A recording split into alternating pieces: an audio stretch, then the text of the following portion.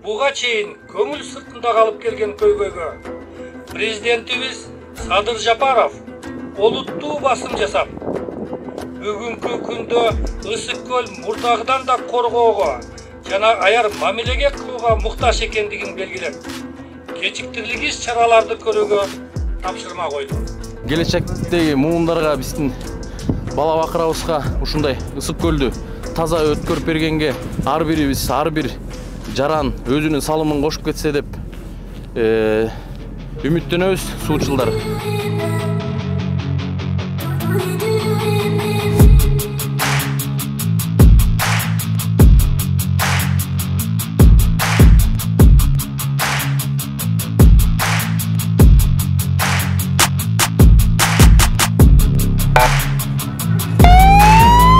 Өзгөчө кырдаалдар министрлигинин техникалык потенциалын чыңдоодо дагы бир жакшы жаңылыгыбыз бар.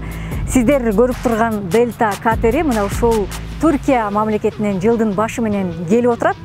Бул катерди мына ушул көгүлтүр Ысык көл жергесинде издеп куткаруу ишин жүргүзүүдө жана ошондой эле Ысык көлүбүздүн тазалыгын сактоодо, экологиясына кам көрүүдө, аталган көлдүн астындагы таштандылардан арылууга чоң жардамын тийгизет. Бул катер саатына 40 км чейин жүрүүгө жөндөмдүү жана анын моторунун күчү 760 аттын күчүнө барабар.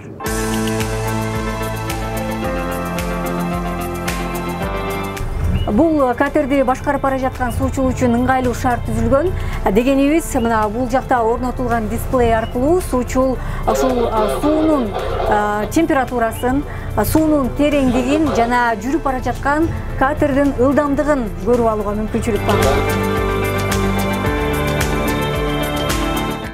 Өзүңүздөр жакшы билгендей эле, суучулдар аба ырайынын түрдүү шартында иштөөгө туура келет.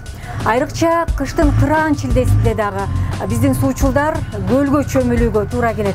Ошол учурда биздин суучулдарыбыз чыгып, анан катерге киргенде алардын курганып, кийимдерин алмаштырууда ушул катердин ичин жылытканга дагы абдан жакшы шарт түзүлгөн экен. Ушул сиз көрүп турган жерден жылуулук үйлөп, 10 мүнөттүн ичинде дээрлик катердин ичин толугу менен керектүү температурада жылыталат. Көлдүн астындагы таштандылардан тазалоо жана балык уулаган торлордон алып чыгууда өзгөчө кырдаалдар министрлигинин Дельта катери жана ошондой эле мөлтүр кемеси менен биргеликте көлдүн бетинде тазалоо иштерин жүргүзүшөт.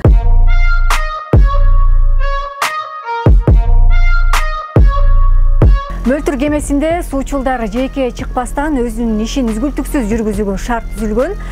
Сиздер көрүп турган жакта мына ушул жерде суучулдар эс алып, жуунуп, ошондой эле атайы ашканадан тамактанууга дагы шарт түзүлгөн.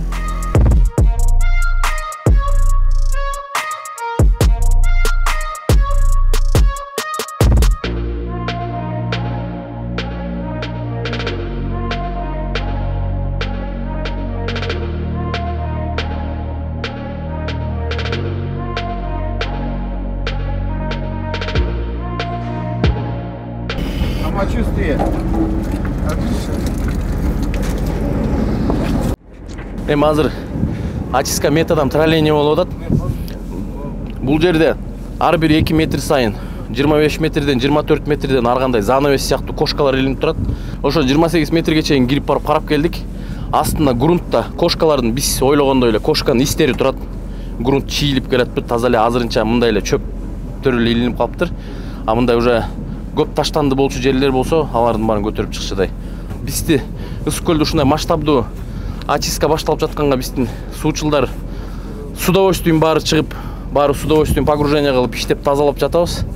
Ошого абдан кубанычтабыз биздин суучулардын командасы.